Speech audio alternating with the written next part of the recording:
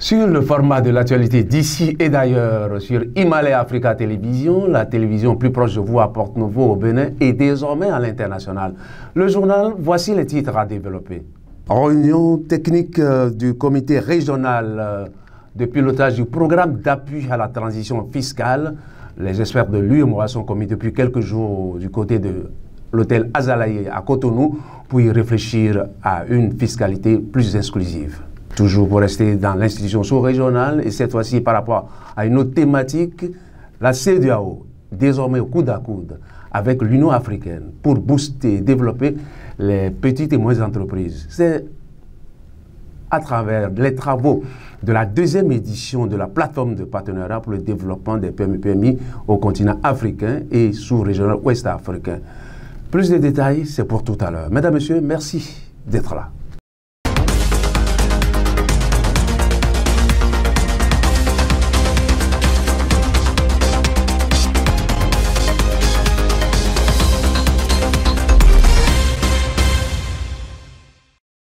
Le programme d'appui à la transition fiscale, objet d'un séminaire, d'une grande réunion, la deuxième d'ailleurs, des experts commis par l'UEMOA pour réfléchir à une fiscalité inclusive.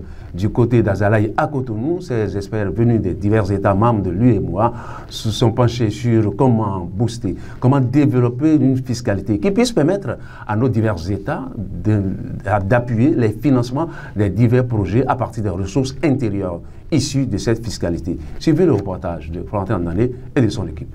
État de la mise en œuvre des réformes communautaires, résultats obtenus, difficultés rencontrées et présentation des résultats du programme d'appui à la transition fiscale en Afrique de l'Ouest, tels sont les points inscrits à l'ordre du jour des travaux consacrant la réunion des comités régionaux de pilotage du programme de transition fiscale de l'UEMOA qui se tient comme une réunion d'experts UEMOA. La transition fiscale, c'est un processus qui consiste pour les États membres de la CEDEAO et de l'UEMOA à fournir beaucoup d'efforts dans le cadre des réformes pour que, au niveau de la porte, la collecte des recettes fiscales puisse baisser progressivement et pour que, en revanche, au niveau de la fiscalité intérieure, il y ait une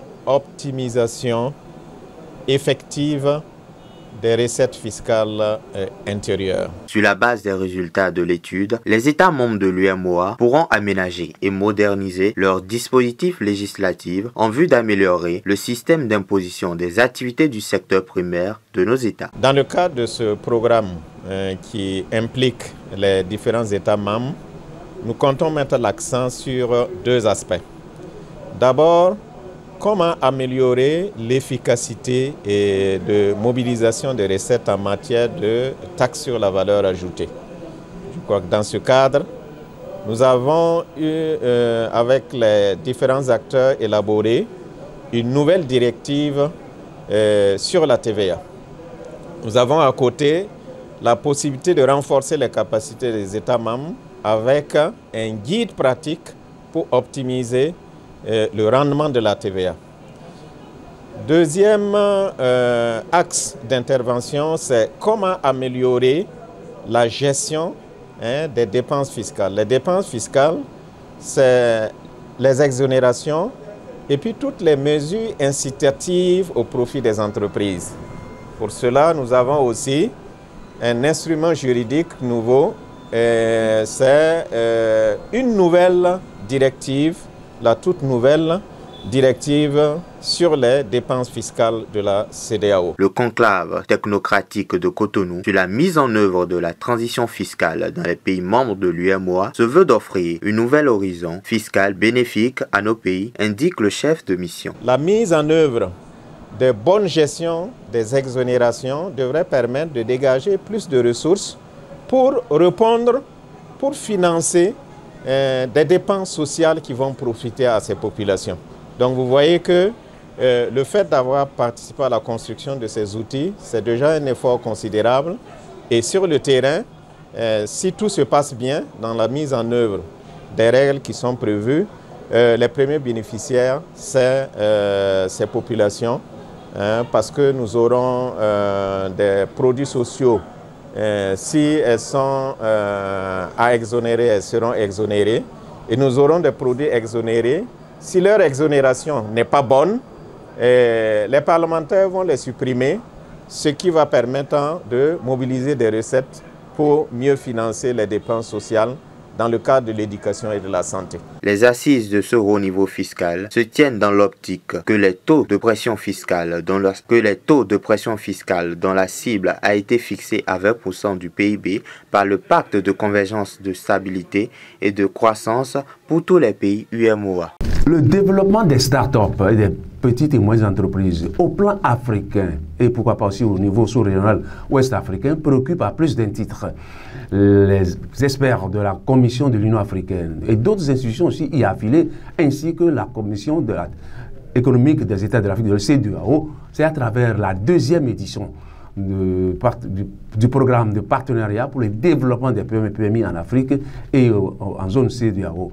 3 jours durant, des experts commis à cette tâche ont réfléchi sur les divers axes, les divers angles à adopter désormais pour développer, pour accroître, s'il faut se répéter, la croissance de nos startups et pourquoi pas de nos petites et moyennes entreprises. Voici la récolte de Florentin Ndandé de Himalaya Africa Télévision. Les travaux qui ont 3 jours durant à l'hôtel Bénin Royal de Cotonou ont regroupé les experts de l'Union africaine et de la CEDEAO dans le cadre de la deuxième édition de la mise en œuvre de la plateforme pour le partenariat du développement des PME en Afrique et de la sous-région CEDEAO, ont pris fin sur des notes d'un nouvel espoir de croissance des MPME. Il était important pour le continent et la sous-région d'avoir une vue globale sur la promotion du développement et le développement des micro, petites et moyennes entreprises dans notre région et à travers le continent. Parce que comme vous l'avez constaté, même au niveau interne, au niveau des pays, nous sommes en train d'aller vers la création de guichets uniques pour trouver une solution à la multiplicité de l'intervention publique et au manque de synergie que nous observons. Alors cette rencontre permet de consolider les liens, de créer un cadre d'échange et de partenariat pour faire en sorte que les efforts étatiques aillent vraiment au niveau des cibles pour qu'il n'y ait pas cette multiplicité qu'on observe à l'interne, ce manque de synergie qu'on observe à l'interne, pour que cela ne s'observe pas à travers le continent. Les participants, à l'unanimité, ont relevé les lourdeurs institutionnelles, les handicaps et blocages de circuits de financement qui nuisent à l'envol des start-up, PME au niveau africain et pourquoi pas ouest-africain pour proposer. Parce que nous savons les difficultés auxquelles ces petites et moyennes entreprises-là sont confrontées. Quelles sont les caractéristiques du terreau institutionnel qui ont permis quand même d'avoir ce résultat aujourd'hui? D'abord, c'est la question d'abord de climat des affaires. Il faut d'abord baliser le climat des affaires.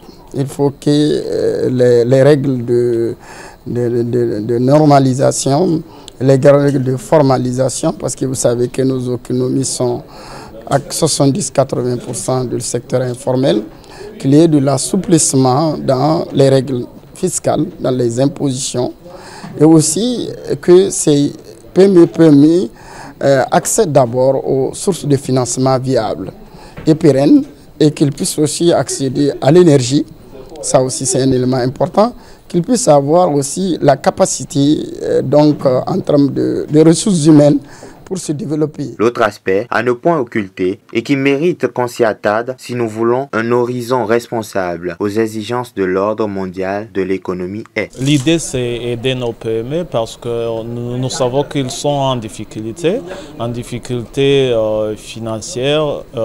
Pour aider les PME, il faut aussi considérer leur financement. Et puis, lorsqu'ils vont voir les bénéfices de l'application de la norme, comme ça ils peuvent aussi maintenant financer les activités du point de vue de la certification de leurs produits. Mais à ce moment-là, nous sommes très conscients qu'il faut les aider à arriver à un point où ils peuvent avoir les bénéfices de se conformer à la norme. À la commission de la CEDEAO, relève Dr Anthony Emeloulou, nous voulons d'une croissance soutenue pour les MPME ouest-africains et africaines. And it's very important that we harmonize process to develop, to strengthen them. If you look at the countries that have developed before, I mean, the SMEs, they are like feeders to the big companies. They produce the relevant components in terms of manufacturing.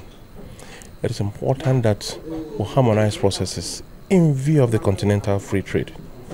It's also very important that we strengthen the capacity of the relevant actors, the youth, women, especially, to be able to receive the necessary capacity and build up to participate in the continental free trade.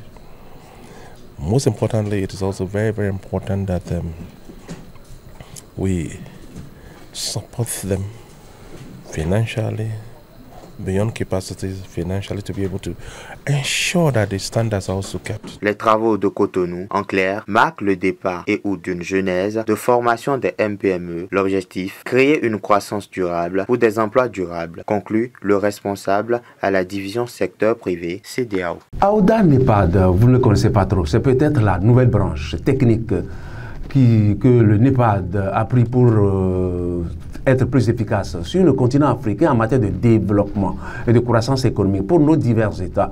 Ce plan Marshall, adopté à l'unanimité par nos chefs d'État il y a 10 ans, aujourd'hui s'est mué en une agence technique. On a rencontré pour vous, au détour d'un grand salon, le coordonnateur de ce programme. Suivez l'entretien. Aujourd'hui, le NEPAD est intégré dans les systèmes et processus de l'Union africaine. C'est-à-dire que le NEPAD est une agence technique de l'Union africaine.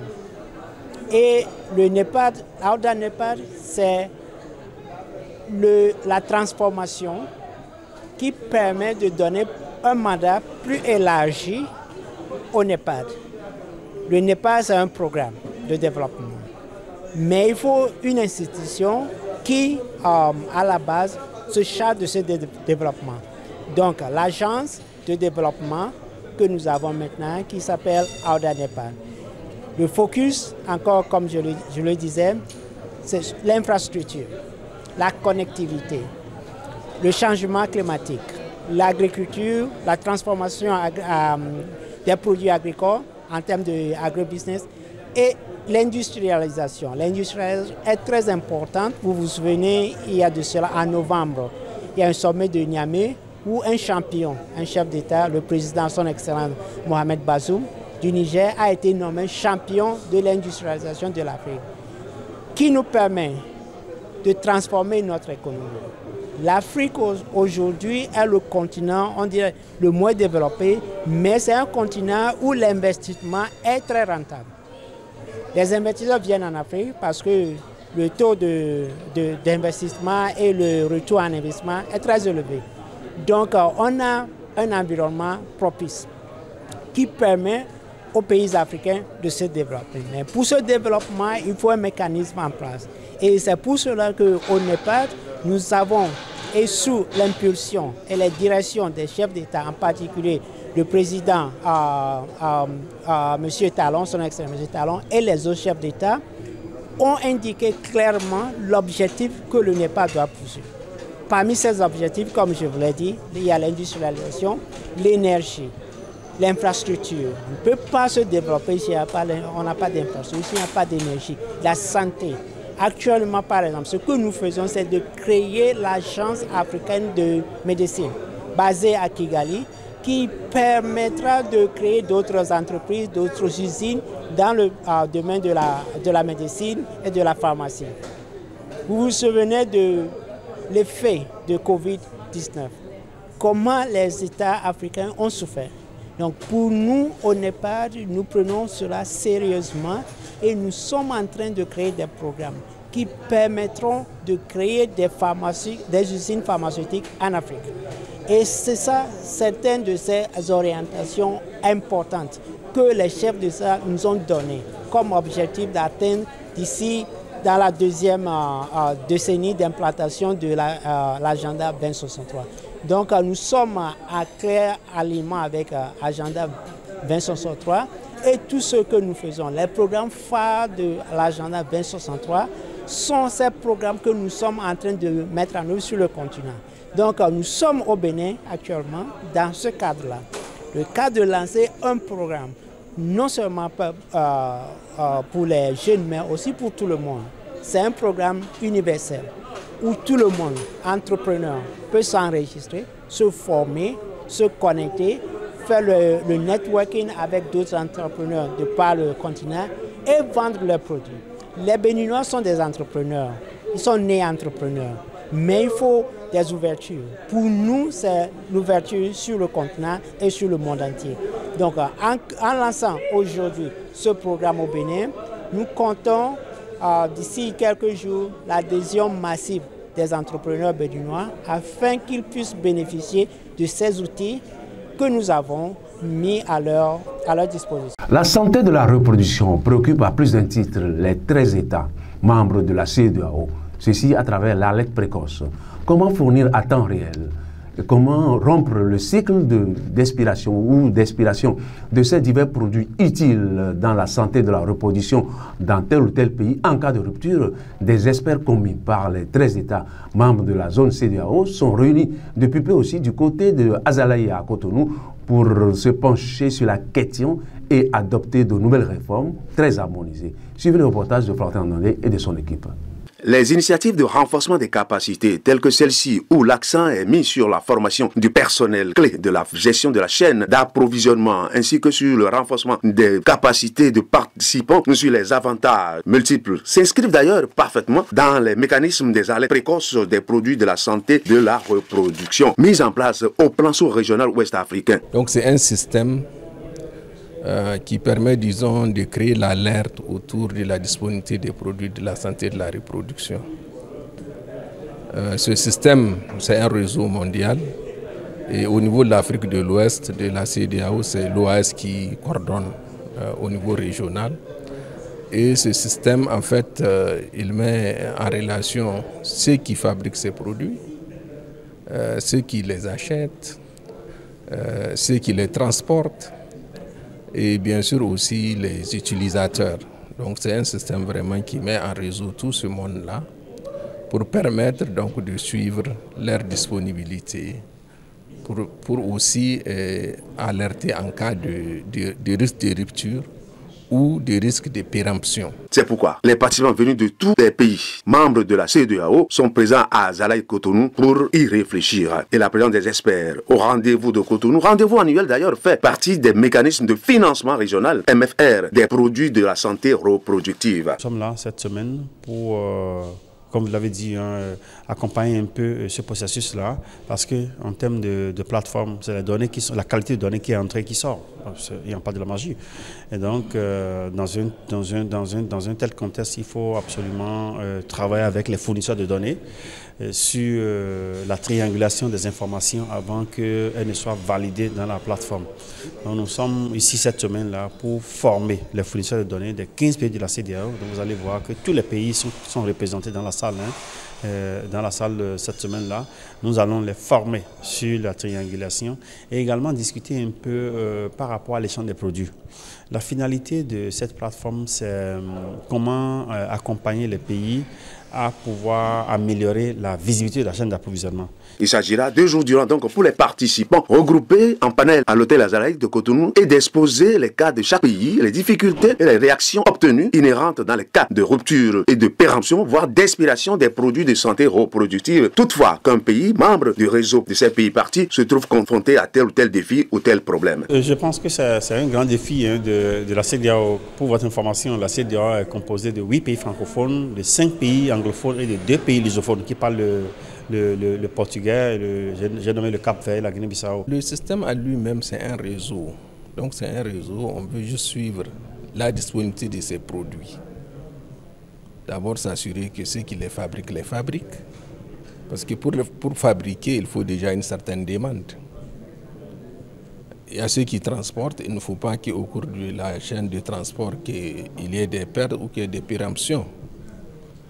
Il y a aussi ceux qui financent, doivent savoir quels sont les besoins qu'il faut financer.